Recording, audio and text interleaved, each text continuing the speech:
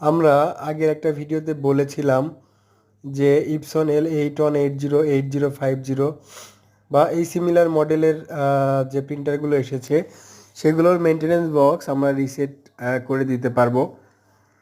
তো আমাদের ভিডিও দেখেই এক ভাই এই মাদারীপুর থেকে এই মেনটেনেন্স বক্সটা আমাদের কাছে পাঠিয়েছে আমার ঠিকানায়।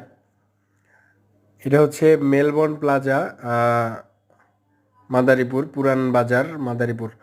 ঠিক আছে। তো এই মেনটেনেন্স বক্সটা আমরা আজকে হাতে পেয়েছি। আমরা আজকেই এটা রিসেট করে আবার ভাইয়ের কাছে কুরিয়ার করে দিব এবং আশা করা যায় কালকের মধ্যেই উনি এটা হাতে পেয়ে যাবে।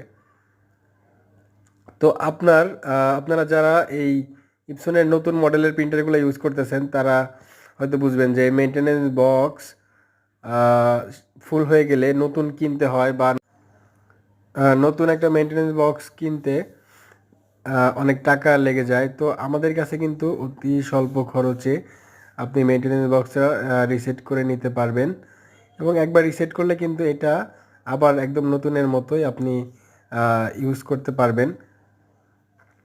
আমরা মূলত এটাতে যে চিপটা থাকে সেই চিপটা রিসেট করে দিব আপনাকে এবং এটা আবার কাউন্টার জিরো হয়ে যাবে।